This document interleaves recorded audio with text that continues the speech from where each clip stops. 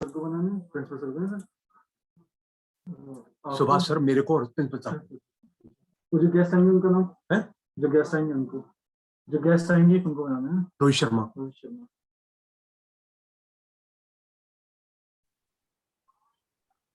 I heartily welcome all of you,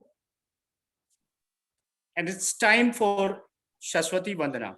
I would like to request Sri Mitendra ji to play Shashwati Vandana in virtual mode.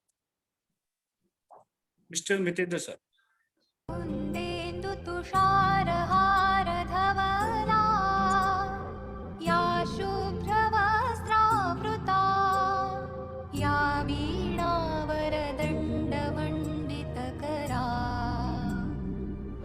श्वेतपद्मासना या ब्रह्माच्युतशङ्करप्रभृतिभिः देवैः सदा वन्दिता सा मां पातु सरस्वती भगवती निःशेषजाड्यापहा।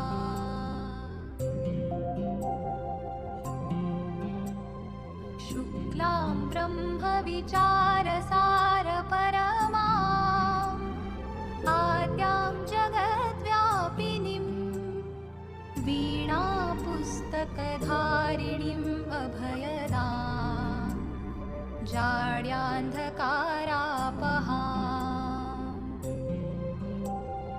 हस्ते स्फाटिकमालिकां विदधतीं पद्मासने संस्थितां वन्दे तां परमेश्वरीं भगवतीं बुद्धिप्रदां शारदाम्।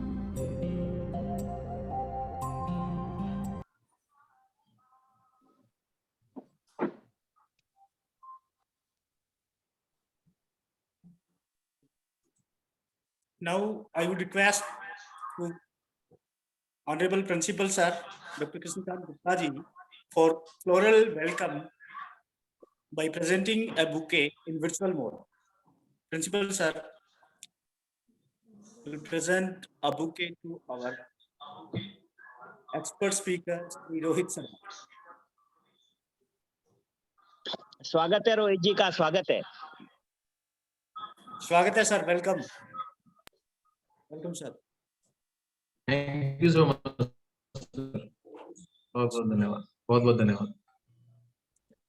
Now I would like to invite Dr.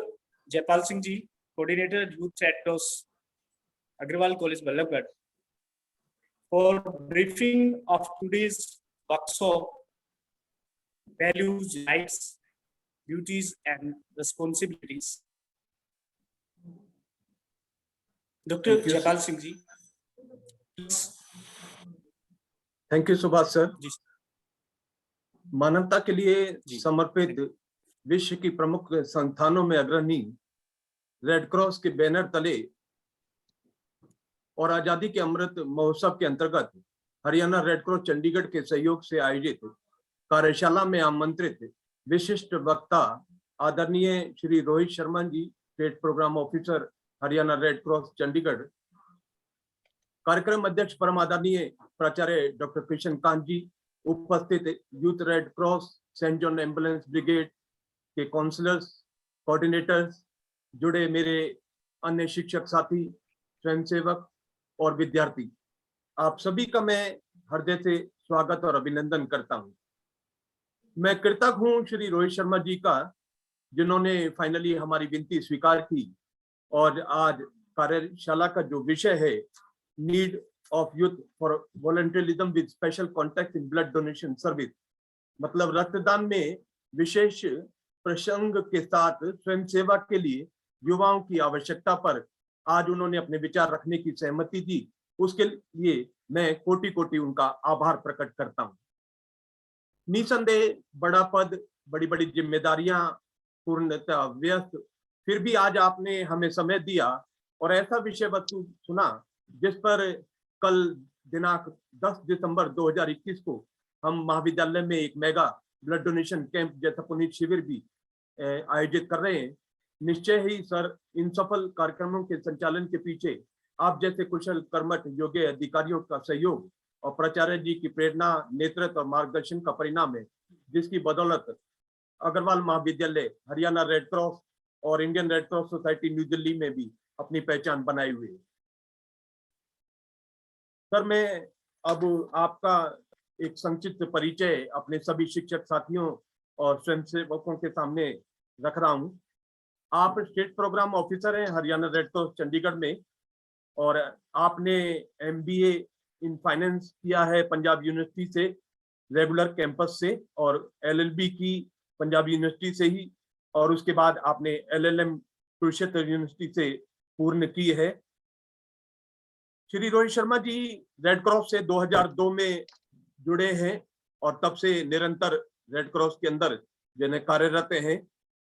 Haryana red cross में प्रोग्राम ऑफिसर बनने से पहले आप असिस्टेंट सेक्रेटरी थे district red cross branch Ambala में, और बतौर स्टेट प्रोग्राम ऑफिसर के रूप में आपके पास बहुत सारी जिम्मेदारियां हैं। You have been assigned various works in Haryana red cross, जिनमें youth red cross state coordinator के रूप में आप काम करते हैं, state coordinator voluntary blood donation service में, nodal in charge COVID pandemic, state award committee coordinator, coordinator for organizing annual general meeting and managing committee meeting of Indian Red Cross Society Haryana State Branch, organized state level and national level youth Red Cross camps as camp director. इसके अलावा state headquarter publicity in charge of red cross और state technical nodal officer of human resource management system. आपके पास निश्चित रूप से sir बहुत सारी जिम्मेदारियां हैं, और आज मैं इस कार्यशाला में जुड़े आपसे बस इस बात को एक धन्यवाद करना चाहूंगा कि जब भी हमारे कैंप लगे हैं सर, और हमने आपसे विनती की फोन पे कि सर हमारे यहाँ 3 यूनिट हैं, लगभग 150 बच्चे यूथ रेड क्रॉस में जुड़े हुए हैं और वो कैंप में जाना चाहते हैं। जब भी आपने स्टेट कैंप आयोजित किए, आपने हमारी हमेशा विनती को स्वीकार किया और हमें हमेशा सहमति दी कि आप 5 से ज्यादा बच्चे भेज सकते हैं। सर मैं मंच के माध्यम से आपका कोटि कोटि धन्यवाद कर रहा हूँ। उसके अलावा आपकी जो अचीवमेंट्स हैं उसके अंतर्गत आपने जेनेवा स्विट्जरलैंड में international headquarter of red cross में 2014 में विजिट किया है।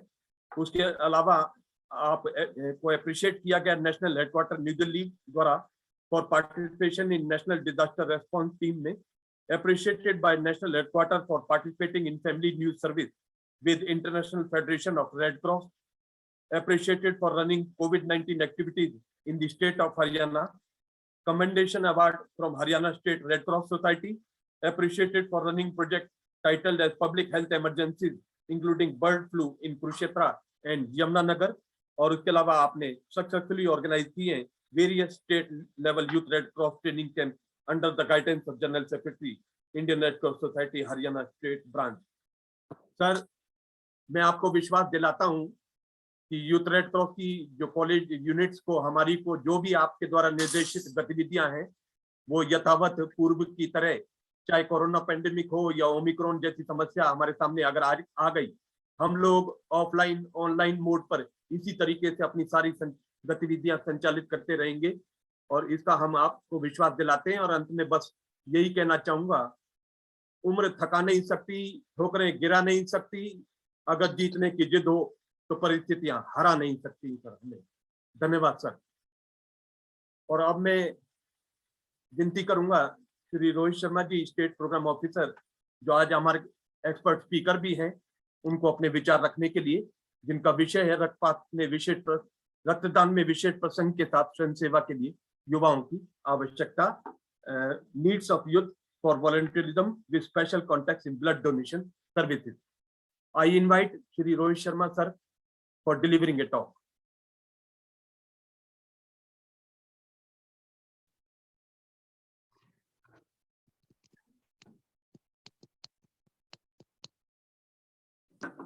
बहुत बहुत धन्यवाद डॉक्टर जयपाल जी का।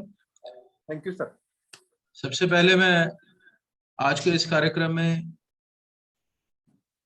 डॉक्टर के अग्रवाल जी का बहुत बहुत धन्यवाद करूंगा कि उन्होंने आज इस प्लेटफॉर्म पे मुझे इस योग्य समझा कि बच्चों के साथ मैं रूबरू हो सकूं क्योंकि मेरा मानना यह है कि अग्रवाल जी खुद में एक बहुत बड़े इंस्टीट्यूशन है, इनसे हमने भी बहुत कुछ सीखा है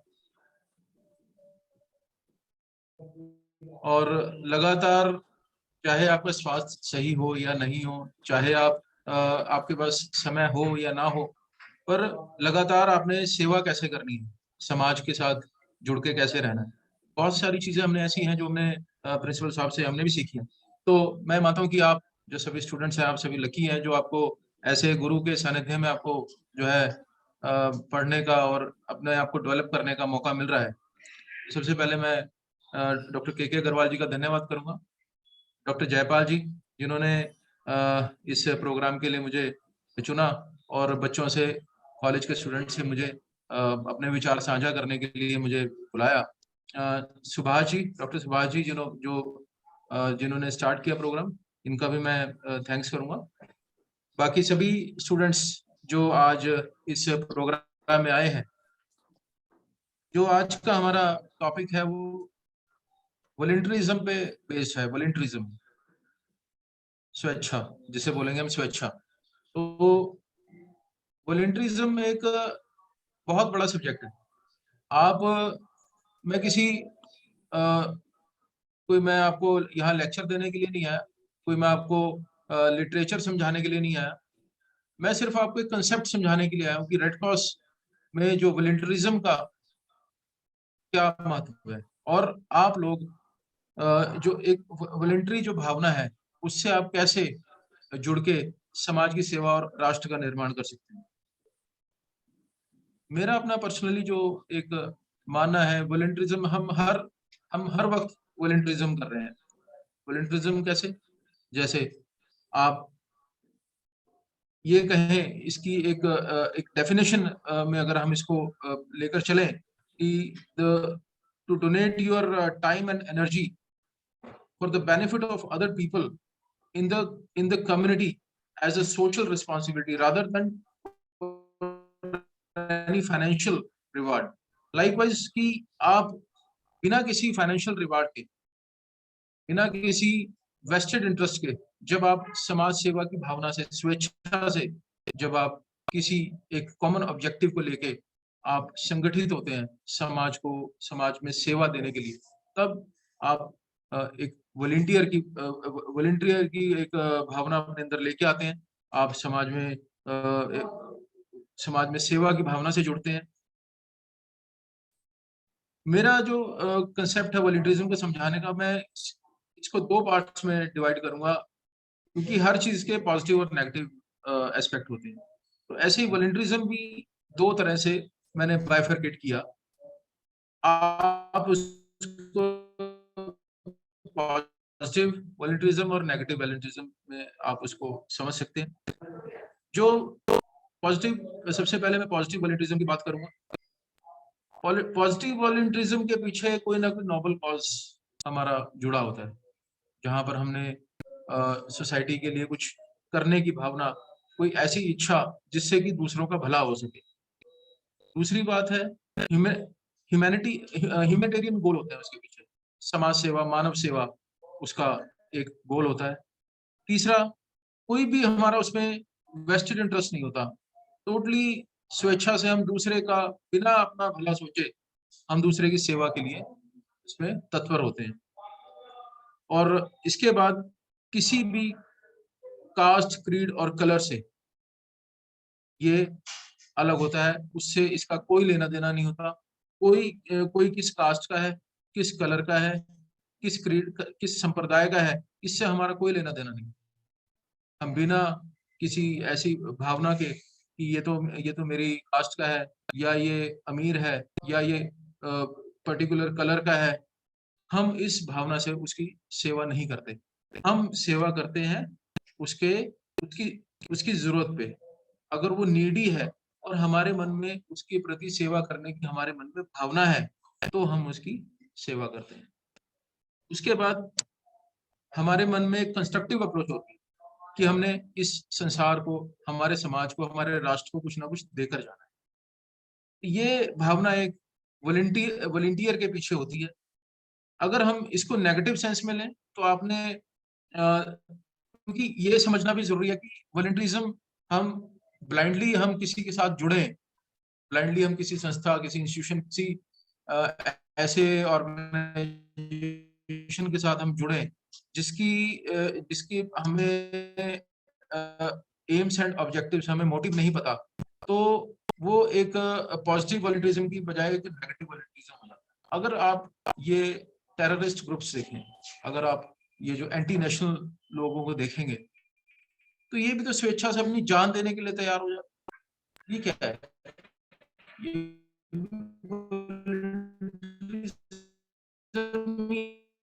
जो लोग हैं हमारे जो कम्युनिटी के जो लोग हैं, या इनका ब्रेन वॉश कर दिया जाता है, तो ये भी तो वॉलंटियरिज्म है। तो हमने ऐसे वॉलंटियरिज्म से अपने आप को बचाना है। अनसोशल रीजंस होते हैं, एंटी नेशनल रीजंस होते हैं ऐसे वॉलंटियरिज्म के पीछे, इनह्यूमन गोल्स होते हैं। वो एक बैलेंस्ड माइंड ही इस चीज को समझ पाएगा कि उस इंस्टीट्यूशन के और उसके गोल क्या हैं। इसीलिए इसके बाद मैं कहूँगा कि सेल्फ वेस्टेड इंटरेस्ट होते हैं उसमें, सम्मान का, पैसे का और पद का, कोई ना कोई पीछे उसके रीजन होता है। तब हम किसी ऐसे गोल में अगर हम साथ जुड़ते हैं, lots of reasons, caste, colour और क्रीड के कारण वो संस्थाएं बनी होती हैं और harmful for the community. Ultimately they are harmful for the community. जो एम्स एंड ऑब्जेक्टिव्स हैं और जो उस संस्था को बनाए जाने का रीजन, वो बड़ा इंपॉर्टेंट है। अब मैं बात करता हूँ रेड क्रॉस। अभी तक तो मैंने वॉलंटियरिज्म की बात करी, अब मैं बात करता हूँ रेड क्रॉस की। 1863 में संस्था बनी थी रेड क्रॉस, जो कि बिना किसी बायस्ड विचारधारा के, किसी कास्ट, कलर के बारे में ना सोच के इस संस्था का निर्माण किया गया। 1863 से लेकर आज 2021 तक ये संस्था दिन दुगनी रात चौगुनी तरक्की करती चली गई। आज लगभग 192 कंट्रीज में रेड क्रॉस का नाम लिया जाता है। 192 कंट्रीज के अंदर ये रेड क्रॉस संस्था जो है ये एस्टैब्लिश्ड है। इसका कारण क्या है? क्योंकि इसके जो बेसिक प्रिंसिपल्स हैं, जो वॉलंटियरिज्म की जो इसकी भावना है, वो संपूर्ण इसका जो कार्यशैली है इस संस्था की, वो संपूर्ण एक एग्जाम्पल है ह्यूमैनिटी की सेवा के लिए। इसीलिए इसको 4 बार नोबेल पीस प्राइज भी मिला। और आज ये आप मानिए कि किसी भी कंट्री में अगर आप जाएं तो रेड क्रॉस की एक अपनी एक अलग क्रेडिबिलिटी है, एक अलग अपनी एक इमेज है। तो आज मेरे पास बहुत से बच्चे आते हैं यूनिवर्सिटीज के, कॉलेजेस के, जो इंटर्नशिप करने के लिए आते हैं। वो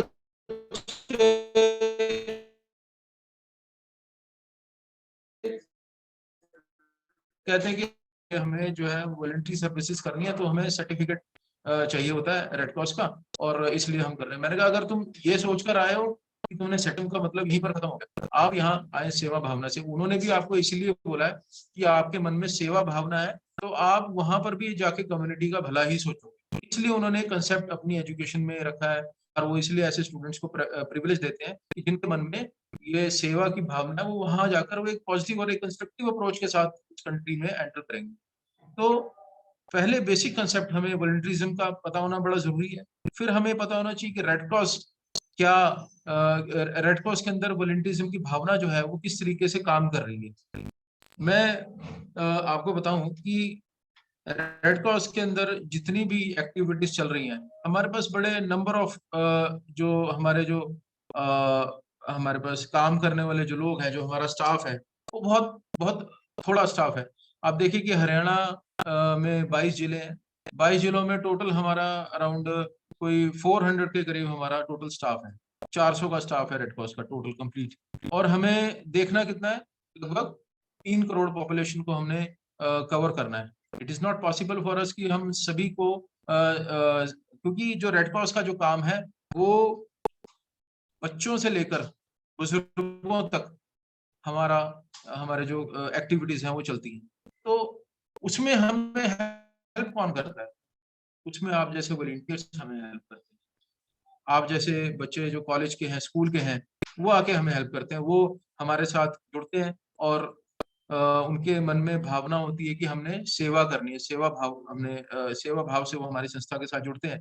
तो पहले मैं आपको ये बताऊंगा कि हमारे जो एक्टिविटीज जो है जिनमें बच्चे पार्टिसिपेट कर सकते हैं वो कौन कौन से एरियाज हैं जहाँ पर अपनी वॉलेंट्री सर्विसेज जो बच्चे हमारे वो जो दे सकते हैं। तो मैं आपको बताऊंगा, सबसे पहले हमारी डिजास्टर रिलीफ प्रिपेयर्डनेस एक हमारी यूनिट है जो डिजास्टर्स के अंदर काम करती है। डिजास्टर्स चाहे वो नेचुरल क्लैमिटी हो या मैन इंड्यूस्ड डिजास्टर्स हो, उसके अंदर आई एम ऑडिबल, आपको मेरी आवाज ठीक आ रही है? बहुत अच्छी आ रही है रोहित जी, प्लीज कंटिन्यू। अच्छा अच्छा, ठीक है sir. Okay okay sir, actually बीच में इंटरनेट थोड़ा अनस्टेबल शो कर रहा था। नहीं, बिल्कुल ठीक आ तो रहा है। Okay sir, okay, thank you. तो डिजास्टर रिलीफ प्रिपेयर्डनेस में हमारे वॉलंटियर्स कैसे काम करते हैं?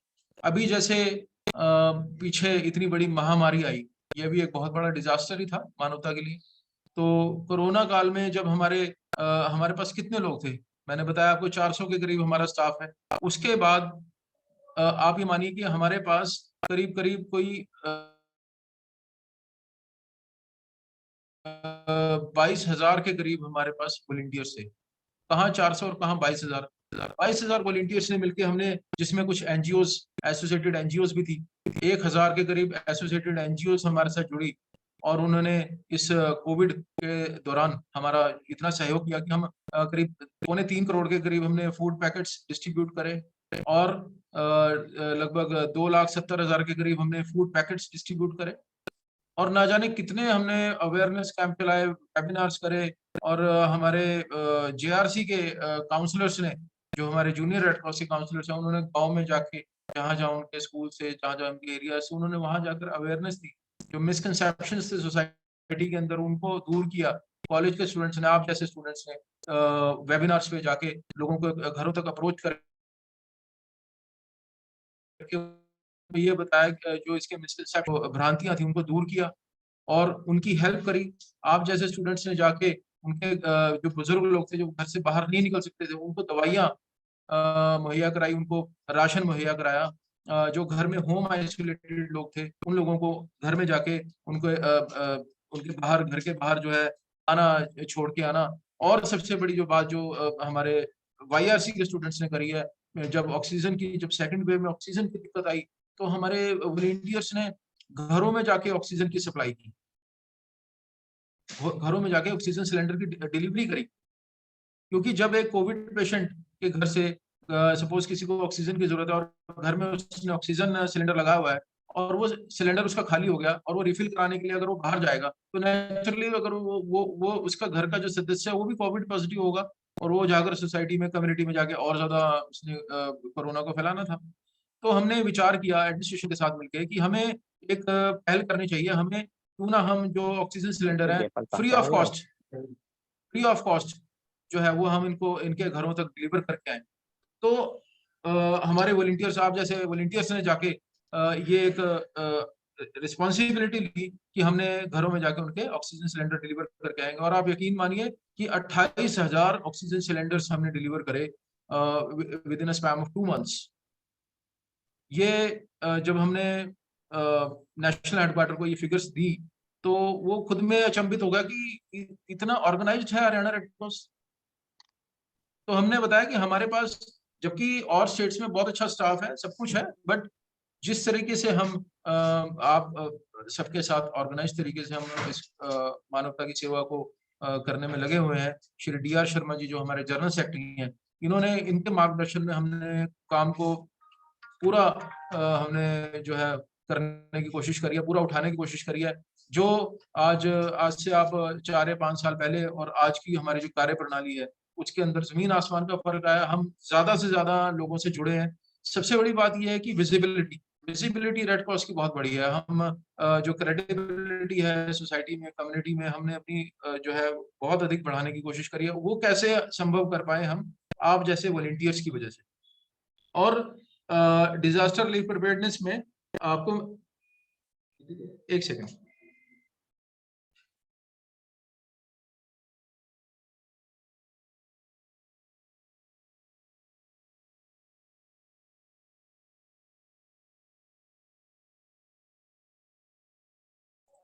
तो डिजास्टर रिलीफ प्रिपेयर्डनेस में हम ये जो हमारा कोविड का जो समय था, लॉकडाउन का जो पीरियड था, इसके अंदर एक बहुत बड़ी और घटना घटी जब हमारे पास ब्लड ट्रांसफ्यूजन काउंसिल से हमारे पास फोन आया। उन्होंने कहा कि सर बहुत भयंकर ये इससे भी बड़ा डिजास्टर होने जा रहा है कि लोग जो है ब्लड की कमी से मरने लगे हैं, ब्लड नहीं मिल रहा लोगों को। क्यों? क्योंकि सभी अपने घरों में थे, ब्लड डोनेशन कैंप्स लगने बंद हो चुके थे, लोग बाहर जा नहीं सकते थे, तो ब्लड डोनेट कैसे करें? नो डाउट एक्सीडेंट के केसेस सबसे ज्यादा होते हैं, इसमें एक्सीडेंट के केसेस में सबसे ज्यादा ब्लड की जरूरत पड़ती है, बट इसके अलावा भी बहुत सी ऐसी बीमारियां हैं जिसमें हमें ब्लड की आवश्यकता रहती है, जैसे थैलेसीमिया, हेमोफीलिया, कैंसर के पेशेंट्स हैं, प्रेग्नेंट लेडीज हैं, ठीक है, और बहुत सारे ब्लड डिसऑर्डर्स के केसेस होते हैं, बहुत सारे ऐसे केसेस होते हैं जिसमें लगातार ब्लड की जरूरत पड़ती है। तो ऐसी ऐसी स्थिति में हमारे पास फोन आया कि सर लोगों की डेथ होनी शुरू हो गई है और लोग ब्लड की डेफिशिएंसी से मर रहे हैं, आप स्टेप लें कुछ जल्दी। और हमें ब्लड ट्रांसफ्यूजन काउंसिल, हमें हेल्थ डिपार्टमेंट हमें फोन कर रहा है। तो इमीडिएटली जब हमारे संज्ञान में ये चीज आई तो हमने साथ के साथ अपनी सारी टीम्स को तैयार किया और हमने एक सबको एक ऑर्डर दिए यहाँ से डीआर शर्मा जी ने कि आप सभी जितने हमारे स्टार ब्लड डोनर है, हमारे इमरजेंसी ब्लड डोनर है, इनको इमीडिएटली आप कांटेक्ट करें और इनको ये बोलें कि हम आपको गाड़ी प्रोवाइड कराएंगे, गाड़ी में आप हमारे साथ आए, उसको सैनिटाइज गाड़ी में लेके जाएंगे और सैनिटाइज वहाँ बेड पर लिटाकर उनका ब्लड ट्रांसफ्यूज किया जाएगा, उनका ब्लड लिया जाएगा और फिर उनको बाकायदा उनको घर छोड़कर आए। तो आप ये देखिए कि पूरे हरियाणा में इतनी अच्छी मुहिम चली कि केवल 2 महीने, जो 3 महीने जो लॉकडाउन का जो पीरियड था, उसी दौरान हमने लगभग 28,000 यूनिट्स हमने इकट्ठी करी। 28,000 यूनिट्स ऑफ ब्लड हमने उस लॉकडाउन की स्थिति में, जिस समय हम लोग घरों में बंद थे, कैद थे, और हमने उस स्थिति में 28,000 यूनिट्स हमने इकट्ठी की। तो ये एक अपने आप में मिसाल थी। National headquarter, even Rashtrapati Bhavan से हमारे पास एप्रिसिएशन आया, प्रधानमंत्री निवास से, प्रधानमंत्री जी से हमारे को एप्रिसिएशन आया कि आपने ये ऐसे वक्त में आपने एक बहुत बड़ी एक उम्मीद की किरण जगाई है। हमें रेड क्रॉस से बहुत उम्मीद थी और रेड क्रॉस हमें लगता है कि अपनी हमारी उम्मीदों पर पूरा खरा उतरेगा। ऐसे ही जब ऑक्सीजन की दिक्कत आई तभी मुख्यमंत्री जी ने हमें ये आदेश किया कि इसमें कुछ अपना इनपुट दें, रेड क्रॉस अपना इनपुट दें। तो हमने इसीलिए ब्लड जो ये हमारे ऑक्सीजन सिलेंडर्स थे, हमने ऑक्सीजन सिलेंडर्स की डिलीवरी देनी शुरू करी। और आप देखिए कि धीरे धीरे सोसाइटी में जो ये ब्लैक मार्केटिंग हो रही थी इसकी सिलेंडर्स की, ये भी बंद हो गई और जो जरूरतमंद लोग थे उन तक हमने ऑक्सीजन सिलेंडर की आपूर्ति की। तो ये डिजास्टर के दौरान हमारी जो वॉलंटरी सर्विसेज का था, हमने जो है अपनी सेवाएं दी। इसके साथ साथ अब इसमें हर आदमी की अपनी एक बेसिक स्किल्स होती हैं।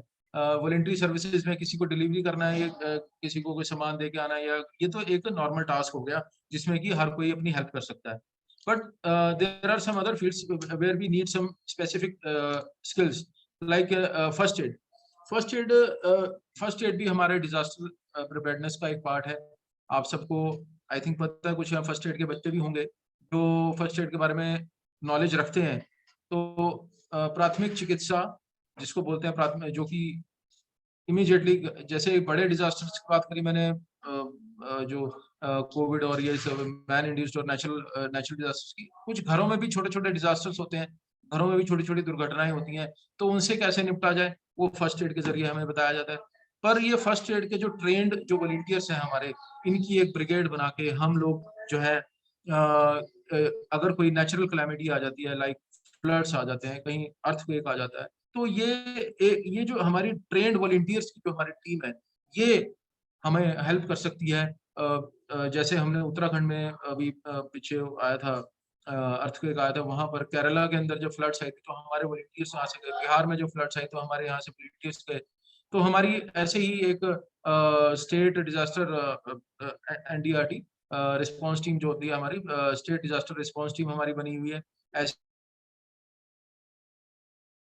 हमारी नेशनल डिजास्टर रिस्पांस टीम बनी हुई है। 2006 में मैं मेंबर था इसका।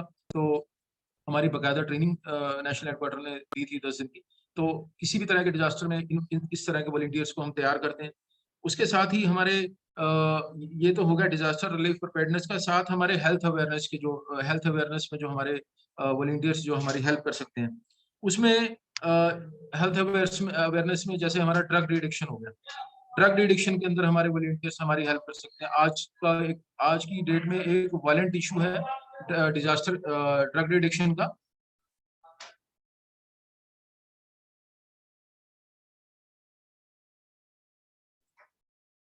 जैसे आजकल हम देख रहे हैं कि ड्रग डिडक्शन के अंदर हमारे जो यूथ है और जो हमारे कम्युनिटी है वो बहुत इस दलदल में फंसती जा रही है।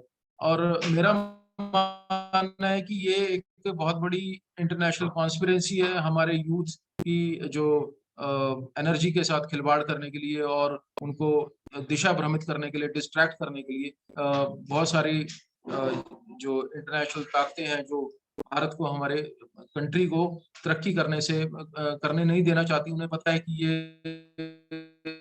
अगर तरक्की कर गए तो ये पूरे विश्व पे राज की कॉन्स्पिरेसी हमारी रची है कि हम स्पेसिफिकली, आप देखिए कि हरियाणा पंजाब का जो यूथ है वो ज्यादा, आप देखिए शराब और सिगरेट का नशा तो अब बहुत छोटा नशा गिना जाने लगा है। अब आज की डेट में स्मैक और ये चरस गांजा ये सब इतना कॉमन हो गया है। तो मैं I was a student of Punjab university, तो मैंने आई हैव ऑब्जर्व देयर कि बहुत सारे बच्चे यूनिवर्सिटी के अंदर ड्रग्स लेते हुए मैंने खुद अपनी आंखों से देखे।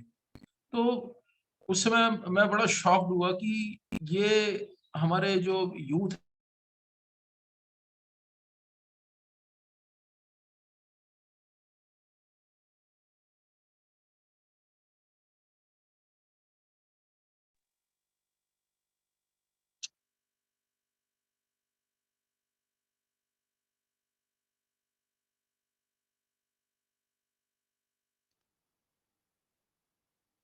जयपाल जी चेक करो जरा, आवाज बंद हो गई।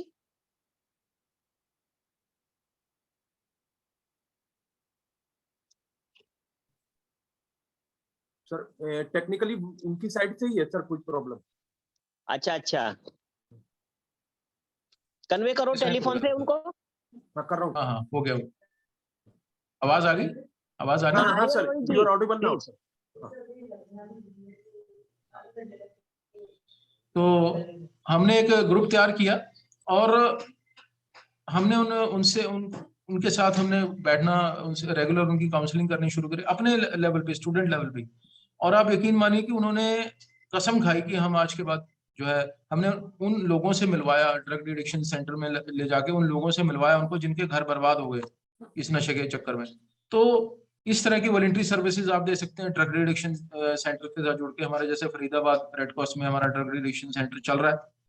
साथ में आप अवेयरनेस प्रोग्राम कर सकते हैं, जैसे कम्युनिकेबल डिजीज के ऊपर, HIV, AIDS, TB, malaria, dengue और इसके अलावा है हमारी क्लीनलीनेस ड्राइव्स होती है हमारी। जैसे आप किसी एक गांव को अडॉप्ट कर लेते हैं तो गांव में, उस पर्टिकुलर गांव में, उस एरिया को, सभी को क्लीन करने की जिम्मेदारी आप लें, अपने आसपास के एरिया की को क्लीन करने की आप जिम्मेदारी लें। ऐसे ही हमारी सबसे बड़ी और मेजर जो in special context with blood donation services जो है वो मैं आज मैं आपके सामने लेकर आ रहा हूँ। हमारी जो वॉलंटरी ब्लड डोनेशन सर्विसेज जो है हमारी, इसका नाम स्टार्ट ही वॉलंटरी से है, यानी कि स्वैच्छिक रक्तदान सेवाएं। स्वैच्छिक एक बहुत बड़ा शब्द है। इसमें हम जब स्वैच्छिक भावना से, ऐसी भावना के साथ कि हमने बिना किसी स्वार्थ के हमने किसी की सेवा करनी है, किसी को कुछ देके जाना है, तो वो शब्द जब जुड़ गया तो वो स्वैच्छिक शब्द जुड़ने की वजह से वो एक परमात्मा का कार्य बन गया, वो एक स्पिरिचुअल कार्य बन गया, वो एक ऐसा कार्य बन गया जिसमें हम ना केवल हम लोगों की सेवा कर रहे हैं, हम परमात्मा की जो है सेवा कर रहे हैं, हम परमार्थ का कार्य कर रहे हैं, जो कि हमारा अल्टीमेट गोल है इस संसार में आने का। समझ रहे हैं आप? तो वॉलंटरी ब्लड डोनेशन सर्विसेज का मैं स्टेट कोऑर्डिनेटर हूं। आप ये देखिए कि हम, जैसा मुझे अभी डॉक्टर जयपाल जी से पता लगा कि कल आपके कॉलेज में एक मेगा ब्लड डोनेशन कैंप लगने जा रहा है, तो इसमें ये आप देखेंगे कि से ब्लड डोनेट कर रहे हैं। कुछ ऐसे लोग आएंगे जो कभी कभी ब्लड डोनेट कर रहे हैं, कुछ ऐसे लोग आएंगे जो पहली बार ब्लड डोनेट कर रहे हैं। तो आप, अगर आपके मन में थोड़ी सी शंका है, थोड़ा सा डाउट है ब्लड डोनेशन को लेके या ब्लड डोनेट करने के लिए, तो आप पहले उन लोगों से मिलिए जो बहुत बार ब्लड डोनेट कर चुके हैं। आप आपको मैं अगर एक सच्चाई बताऊं कि ज्यादातर लोग ब्लड डोनेट क्यों नहीं करते, आप यकीन करेंगे क्यों नहीं करते ब्लड डोनेट? सबसे बड़ा रीजन है वो सुई से डरते हैं। ये सच्चाई है, सुई से डरते हैं, सुई से, इंजेक्शन से डरते हैं।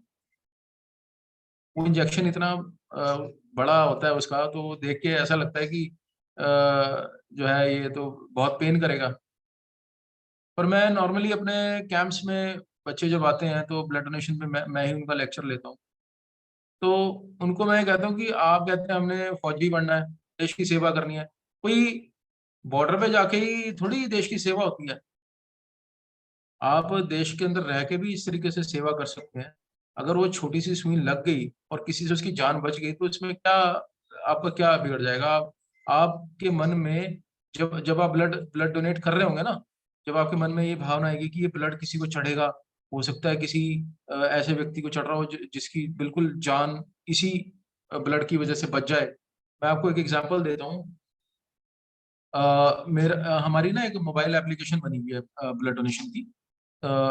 मैंने जैसे आपको बताया कि मैं कोई यहाँ लेक्चर देने के लिए नहीं आया, मैं एक जर्नल आपके साथ टॉक करने आया हूँ यहाँ पर, ताकि आप अवेयर हो सकें रेड क्रॉस के बारे में और एक्टिविटीज के बारे में।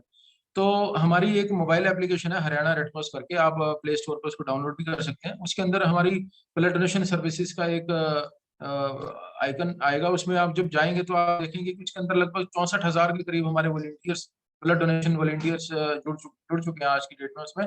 तो वो अपने आप को उसमें रजिस्टर कराते हैं, और फिर कभी भी इमरजेंसी में किसी को ब्लड की जरूरत पड़ती है तो उस मोबाइल एप्लीकेशन की जरिए मैंने सैकड़ों लोगों की हेल्प करी है।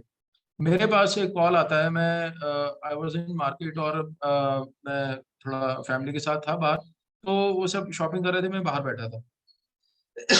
तो मेरे पास एक कॉल आया एक लेडी का कि सर हमें ऐसे ऐसे ब्लड की जरूरत, लेडी का नहीं सॉरी जेंट्स का, कि हमें ब्लड की जरूरत है और हमें ए पॉजिटिव ब्लड की जरूरत है, और आपका ए पॉजिटिव ब्लड है, आप हमें इमीडिएटली ब्लड की जरूरत है। तो मैं जो है अपना मैंने बोला कि मैं तो आउट ऑफ स्टेशन हूँ, और आप ऐसा करें कि मेरे ब्रदर का भी ए पॉजिटिव ब्लड है, तो आप उनसे कांटेक्ट करें। तो जब उसमें क्या हुआ था कि वो प्रेगनेंसी केस था जिसमें उस लेडी के बच्चे की तो ऑलरेडी डेथ हो चुकी थी, और वो लेडी का भी हालात ऐसे थे कि बस वो डेथ बेड पे ही थी लेडी। तो हम जब हमने इसको परस्यू किया तो लगभग 2 घंटे बीत चुके थे उसके इस प्रोसेस में। तो जब हमने फिर जब बात करी और सारा कुछ हुआ तो उनको हमने ब्लड प्रोवाइड करवा दिया एट लास्ट। तो उस बंदे का मेरे पे फोन आता है, कहता सर आप अ, भगवान बन के आए हैं हमारे लिए। अगर आज ये ब्लड यूनिट हमें ना मिलती, क्योंकि कहीं भी ब्लड बैंक में अवेलेबल नहीं थी, अगर आज ये ब्लड यूनिट मुझे ना मिलती तो शायद वो जिंदा ना रहती। तो जब उसने शब्द कहे तो जो अंदर एक भावना आती है ना, जो बिल्कुल निस्वार्थ भावना आती है जिसके अंदर कोई छल कपट नहीं होता, तो वो भावना ऐसी भावना होती है जो सीधा परमात्मा की तरफ से मैसेज आया होता है।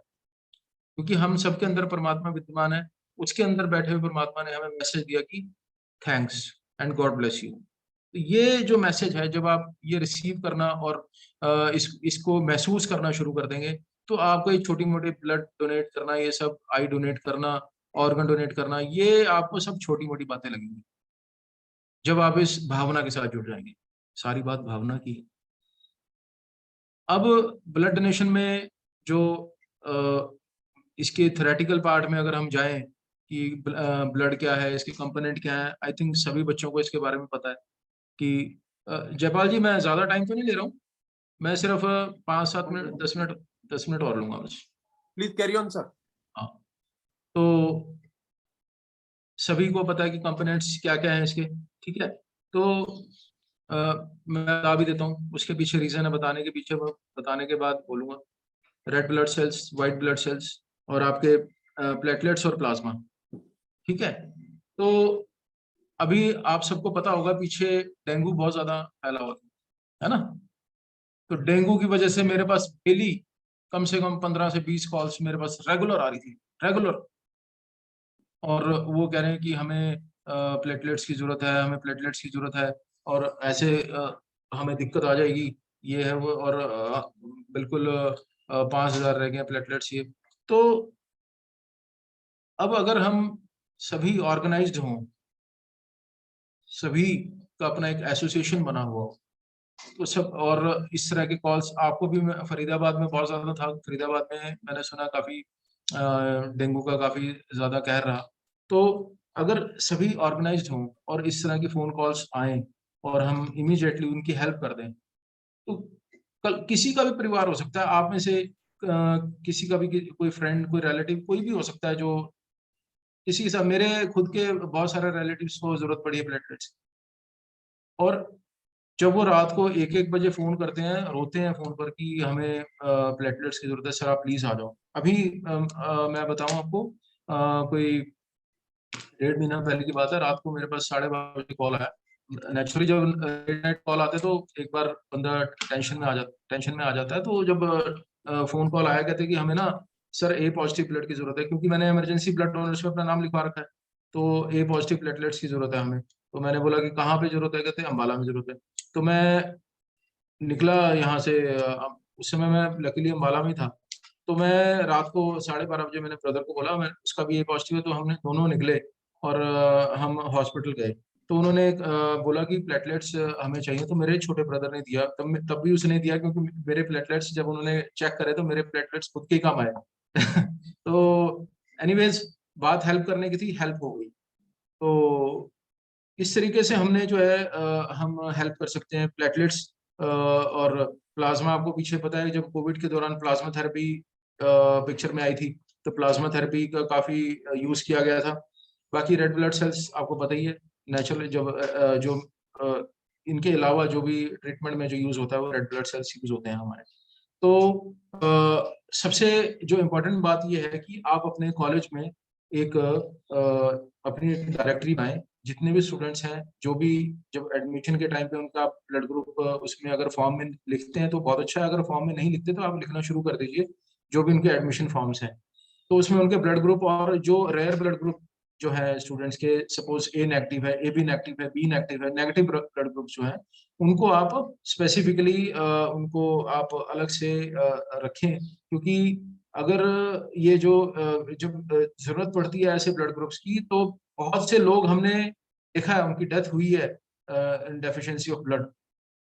तो ऐसे स्टूडेंट्स का अपने खास तौर पे आप रिकॉर्ड रखें, ताकि जब भी जरूरत पड़े आपको। फरीदाबाद में वैसे ज्यादा अवेयर करने की आवश्यकता नहीं, क्योंकि हरियाणा में सबसे ज्यादा ब्लड डोनेशन जो है फरीदाबाद में ही होता है, हमेशा फर्स्ट रैंक पे आता है फरीदाबाद। आप देखिए कि लास्ट ईयर भी अराउंड 44,000 यूनिट्स अकेले फरीदाबाद की थी एक साल की। टोटल हमारी जो ब्लड कलेक्शन थी वो 2,49,000 थी हमारी पूरे हरियाणा की, जिसमें से 44,000 जो था वो अकेले फरीदाबाद डिस्ट्रिक्ट का था, जो और फर्स्ट रैंक फरीदाबाद का था। तो इसमें आप लोगों का भी बड़ा अच्छा योगदान है। तो मैं मानता हूँ कि आप लोगों को ब्लड डोनेशन के लिए बट फिर भी जो बच्चे नए हैं, जो पहली बार ब्लड डोनेट करना चाहते हैं, जो ब्लड डोनेट करने में हिचकिचा रहे हैं, उनको मैं यही कहूंगा कि किसी भी तरीके से डरने की जरूरत नहीं है। हाँ, आपका जो बॉडी वेट है, जो आपका कोई आपने दवाई ना ली हो, आपकी कोई मेडिकेशन ना चल रही हो, और दूसरी बात ये, आजकल बच्चों में टैटू करवाने का बड़ा चलन चल रहा है। टैटू वाले बच्चों ने अगर अभी रिसेंटली टैटू कराई है, तो वो 6 महीने तक अवॉइड करें ब्लड डोनेट करना, ठीक है।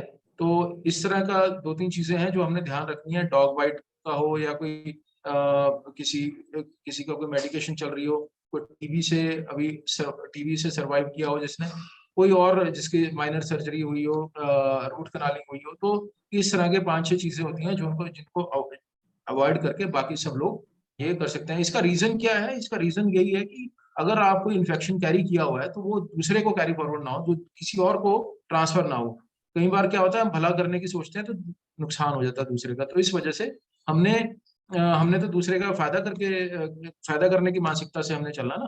तो इस वजह से हमें ये ध्यान रखना है कि इस तरह की कोई हमारे साथ इशू ना हो, तभी हम ब्लड डोनेट करें। बाकी वहाँ जो डॉक्टर बैठे होते हैं वो अपने आप चेक भी कर दें, आप उनको बताएं, वो तभी आपका फॉर्म को एक्सेप्ट करेंगे और वो आपका ब्लड लेंगे। दूसरी बात ये है कि एक चीज़ और मैं आपसे शेयर करना चाहूँगा, जो मैं यूजली अपने प्रोग्राम में बोलता हूँ, कि एक हमारी सभी की ह्यूमन टेंडेंसी है, सभी लोग हम जो ह्यूमन बीइंग है, ह्यूमन टेंडेंसी, हमें क्या फायदा, हमें फायदा, कोई भी हमें काम करना होता है तो हम सबसे पहले ये सोचते हैं यार इसके पीछे हमारा क्या फायदा हो सकता है। हालांकि मैं वॉलंटियरिज्म की बात कर रहा हूँ, बट स्टिल कहीं ना कहीं हमारे बैकअप माइंड में ये बात होती है कि हमारा इसमें कुछ फायदा है, हम ब्लड डोनेट कर रहे हैं। चलो हम मान भी लें कि कोई फायदा नहीं है, फिर भी मैं आपको ये बताता हूँ कि इसके पीछे बहुत बड़े फायदे छिपे हैं ब्लड डोनेट करने के लिए। जैसे अगर हम ब्लड डोनेट करते हैं तो हमें हार्ट से रिलेटेड जो प्रॉब्लम्स हैं वो काफी हद तक कम हो जाती है, क्योंकि रेगुलर एक फ्रेश ब्लड हमारे बॉडी में जनरेट होता है। जब हम ब्लड डोनेट करते हैं तो फ्रेश ब्लड बनता है। जब फ्रेश ब्लड बनता है तो कई तरह के कैंसर्स से हम निजात पा लेते हैं, क्योंकि बॉडी के अंदर कई तरह के एक तरह का एक केमिकल फैक्ट्री है हमारी बॉडी, तो इसमें कई तरह की चीजें चल रही होती है। अगर वो रेगुलर हम ब्लड डोनेट करते हैं तो उससे हमारे अंदर कैंसर सेल्स बनने भी कम हो जाते हैं और हम कई तरह के कैंसर से बच जाते हैं, हार्ट के डिसऑर्डर से हम बच जाते हैं। दूसरा, हमारी जब हम ब्लड डोनेट करते हैं तो कैलोरीज हमारी बहुत सी बर्न होती है, तो एक फिट आदमी बनने के लिए भी ब्लड डोनेट करना बड़ा जरूरी है। जैसे आजकल हम हार्ट के डिसऑर्डर काफी बढ़ते जा रहे हैं, तो ब्लड डोनेशन से हमें हार्ट की प्रॉब्लम से भी बहुत हद तक हमें निजात मिलता है। तो ये फायदे भी हैं, ये फायदे बताना भी जरूरी है किसी चीज के लिए, ताकि आप आगे लोगों को अवेयर करें। कई लोग फायदे सुनने से भी अवेयर हो जाते हैं, फायदे सुनने की वजह से ब्लड डोनेट करना शुरू कर देते हैं। तो बच्चों, सभी जो हमारे YRC के जितने भी हमारे यहाँ स्टूडेंट्स और हमारे काउंसलर्स हैं, मैं इन सभी से यही रिक्वेस्ट करूंगा कि आप ब्लड डोनेशन का जो ज़्यादा से ज़्यादा अवेयर करें आगे लोगों को। आप तो ऑलरेडी अवेयर हैं, मुझे पता है। आप आगे ज़्यादा से ज़्यादा लोगों को अवेयर करें, उनको ये बताएं कि ये समाज की, सोसाइटी की बहुत बड़ी नीड है।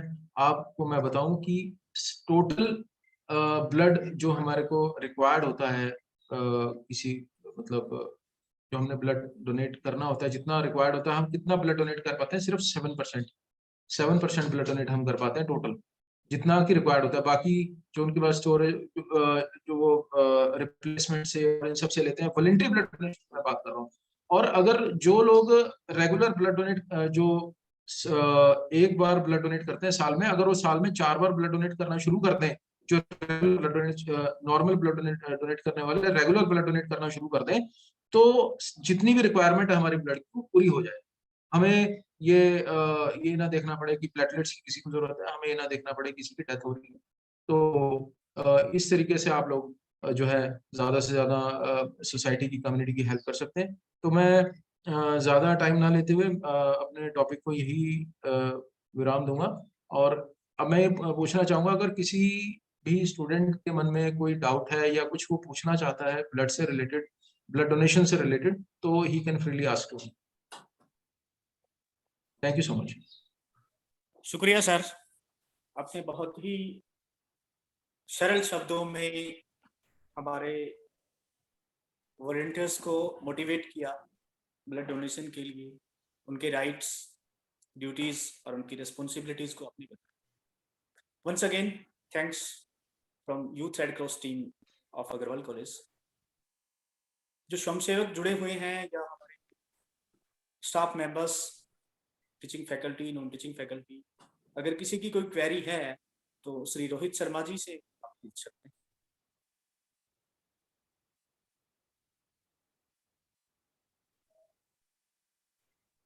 कोई भी स्टूडेंट कुछ भी पूछना चाहता हो, अगर मन में कोई शंका है, कोई डाउट है। अब मुझे ये रीजन नहीं मिलना चाहिए कि सुई की वजह से कोई बच्चा डर के ब्लड डोनेशन नहीं कर रहा है। हमने करना है ब्लड डोनेशन, और कल का कैंप जो है वो एक बड़ा ही कामयाब और अच्छा कैंप होना चाहिए। इस लेक्चर के बाद भी अगर डोनेशन कम हुई तो मेरे बोलने का कोई फायदा नहीं होगा। आपसे मैं ये रिक्वेस्ट करूंगा, ज्यादा से ज्यादा आप ब्लड डोनेट करें। जो एटलीस्ट यहाँ जो बच्चे हैं उन सभी को करना चाहिए। लड़कियां बड़ा बढ़ चढ़ के इसमें भाग ले रही है, ठीक है, तो लड़कियों को भी ब्लड डोनेट करना चाहिए, कोई दिक्कत नहीं है।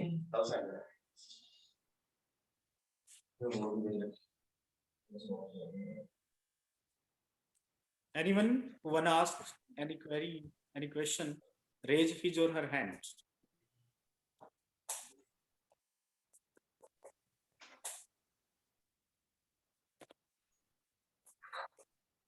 सुभाष जी, चलो मुझे लगता है कोई क्वेरी नहीं है, ठीक है ना, कोई होगी तो मैं और प्रिंसिपल साहब बैठे हैं, ठीक है ना। कार्यक्रम को आगे बढ़ाते हुए मैं अब माननीय प्रिंसिपल सर से आग्रह करूंगा अपने कार्यक्रम अध्यक्ष के रूप में वक्तव्य के लिए। जी सर। सबसे पहले तो मैं आदरणीय श्री रोहित शर्मा जी, जो स्टेट प्रोग्राम ऑफिसर हैं हरियाणा रेड क्रॉस, उनका पूरे अग्रवाल महाविद्यालय परिवार की तरफ से हार्दिक स्वागत करता हूं और अभिनंदन करता हूं कि एक लंबे परसुएशन के बाद, और वो परसुएशन जो है वो जयपाल जी का रहा, आज नहीं, आप सर, आपका हमारे है। बीच में आभासी रूप से प्रकट हुए, मैं ये कहूँगा, क्योंकि वो इतने व्यस्त हैं। और जैसा कि जयपाल जी उनके जो सीवी है उसके पढ़ के बता रहे थे कि कितनी सारी जिम्मेवारियां उनके पास हैं। कहने को तो हम कह देते हैं कि वो चंडीगढ़ में बैठे हैं, लेकिन मुझे लगता है उनका एक पैर चंडीगढ़ में रहता है और दूसरा पूरे हरियाणा में घूमता रहता है। कभी हिसार, तो कभी भिवानी, तो कभी जींद और कभी नूह। बस वो नहीं आते हैं तो फरीदाबाद में नहीं आते हैं। अब जरूर आएंगे सर। अब तो हालात जो है नॉर्मलाइज हो रहे हैं, तो डेफिनेटली आएंगे। अब आप प्रोग्राम करिए जी, आप YRC का, हमेशा आपका डेफिनेटली। स्वागत है। हाँ जी, थैंक यू। और मैं सभी साथियों को और विद्यार्थियों को ये बताना चाहता हूं कि उनकी इतना सहयोग रहता है अग्रवाल महाविद्यालय को कि कोई भी सरकार की स्कीम्स आए, कोई भी पॉलिसीज आए, कोई भी नोटिसेज आए, तो मुझे लगता है कि बाकी लोगों को वो बाद में पहुंचते हैं और हमें पहले मिल जाते हैं। और मुझे लगता है इसके पीछे उन्होंने अपना जो वक्तव्य था वो भावना से शुरू किया। तो मैं ये आपको बताना चाह रहा था कि भावना जब तक नहीं होगी जब तक भाव नहीं होगा। तो भावना भाव से आती है, और भाव किससे आता है? भाव या तो अभाव से आता है कि आपको जरूरत पड़ी, किसी चीज का अभाव था और आपको वो चीज किसी ने दे दी, तो आपके अंदर एक भाव आ जाता है कि भाई जब वक्त पड़ने पर मेरी सहायता हुई है तो मुझे भी दूसरे की सहायता करनी चाहिए। और एक भाव आता है स्वभाव से। और मुझे लगता है स्वयंसेवक की जब हम बात करते हैं, वॉलंटियर की हम बात करते हैं, तो वहां हम स्वभाव से भाव और भाव से भावना की बात करते हैं। और तीसरा जो भाव आता है वो प्रभाव से आता है। तो मैं समझता हूं कि यदि कल ये सारे बच्चे जो सुन रहे हैं, यदि ये कल रक्तदान करते हैं तो उनका भाव रोहित जी का प्रभाव रहेगा, ऐसा मेरा मानना है।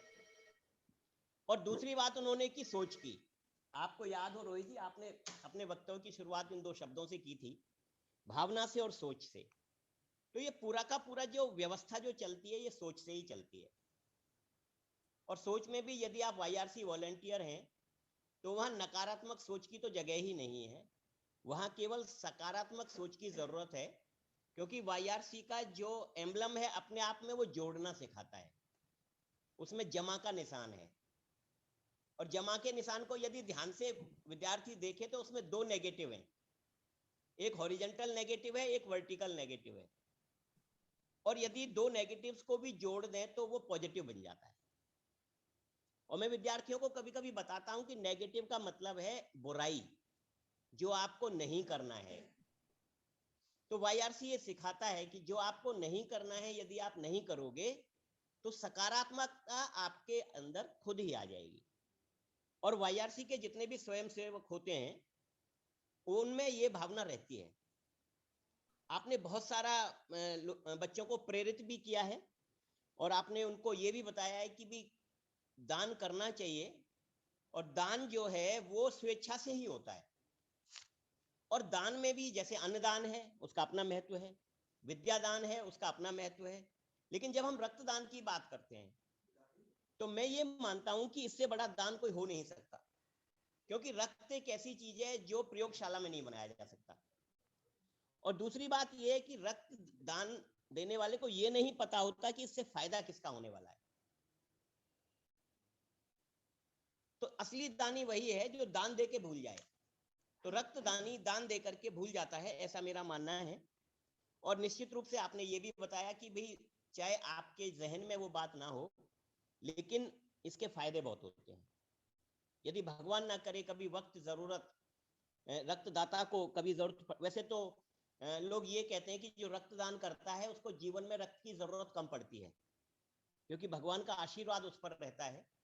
और जिस व्यक्ति को चढ़ता है, चाहे उसको नहीं पता कि ये रक्त किसने दिया है, लेकिन उसके हृदय से भी आशीर्वाद निकलता है, जो प्रत्यक्ष या परोक्ष रूप से आपके पास पहुंचता है, जिससे रक्तदाता के चारों तरफ एक ऑरा डेवलप हो जाता है, जो नकारात्मक ऊर्जा से और कई तरह की दुर्घटनाओं से, घटनाओं से और नेगेटिव एनर्जी से रक्तदाता को बचाता है। ऐसा व्यक्तिगत रूप से मेरा मानना है। आपने कहा कि कोरोना में बहुत सारे काम हुए और आपने प्रशंसा भी की जिला फरीदाबाद की और पूरे हरियाणा की और हरियाणा रेड क्रॉस की, जो भी काम हुए उसके लिए आप और श्री DR शर्मा जी जो सचिव हैं वो सब और आपकी पूरी टीम बधाई की पात्र है।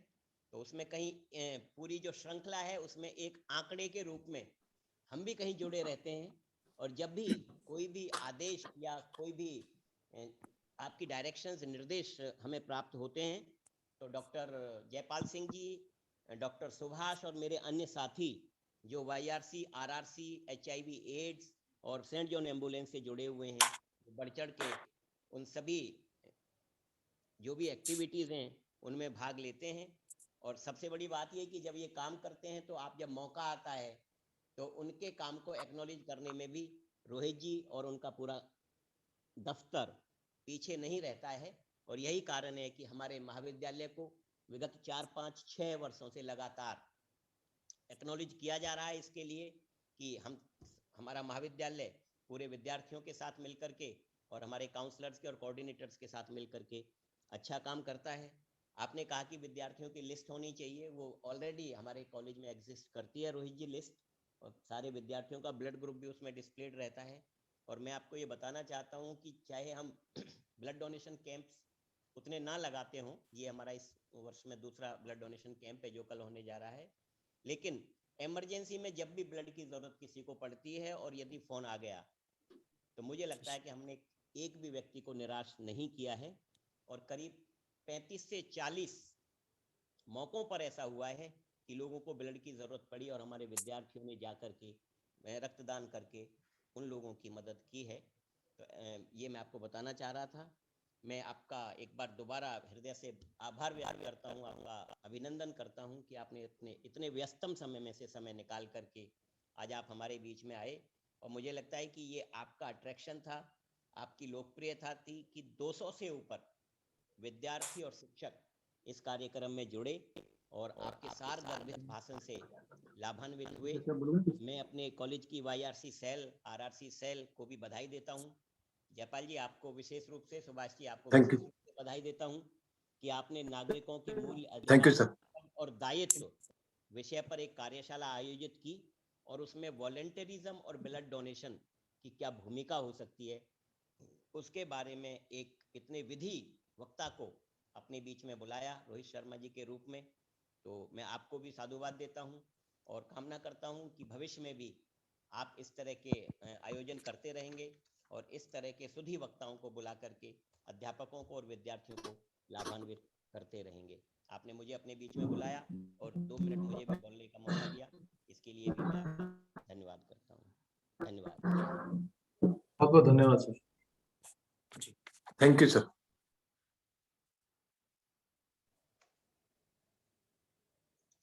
अब मैं आग्रह करूंगा सुभाष जी से धन्यवाद ज्ञापन के लिए।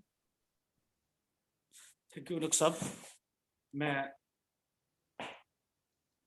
अग्रवाल महाविद्यालय यूथ रेड क्रॉस यूनिट की तरफ से, समस्त महाविद्यालय परिवार की तरफ से हमारे आज के एक्सपर्ट स्पीकर श्री रोहित शर्मा जी, कार्यक्रम अधिकारी Haryana state red cross society Chandigarh, का आभार व्यक्त करता हूँ। उनका धन्यवाद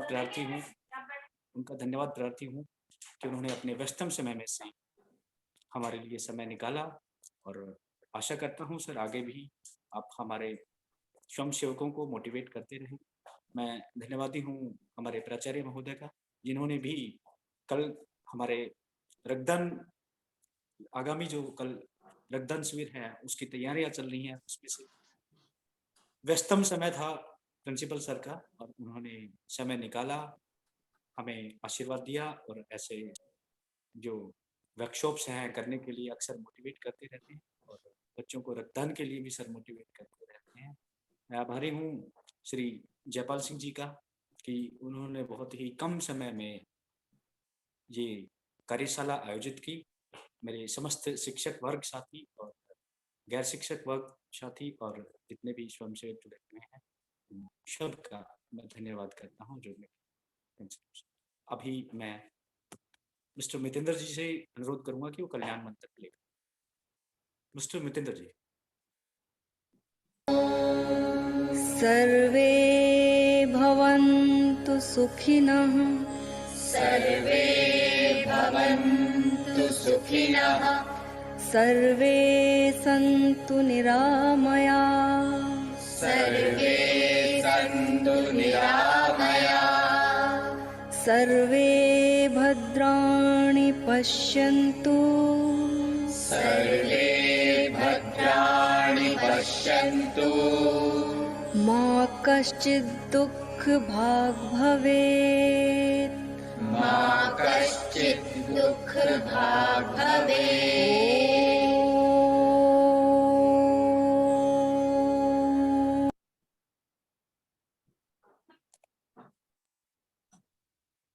थैंक यू सुभाष जी।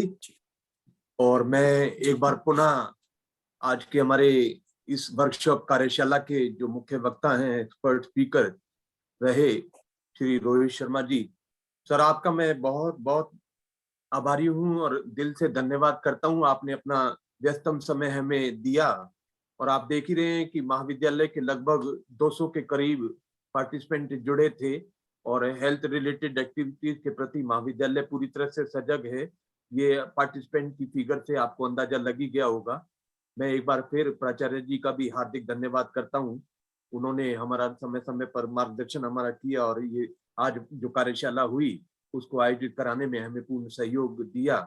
निश्चित रूप से सर आपका सभी का और पार्टिसिपेंट्स का जो जुड़े हुए मेरे शिक्षक साथी और साथ में मेरे स्वयंसेवक महाविद्यालय के सबका हार्दिक धन्यवाद करता हूं।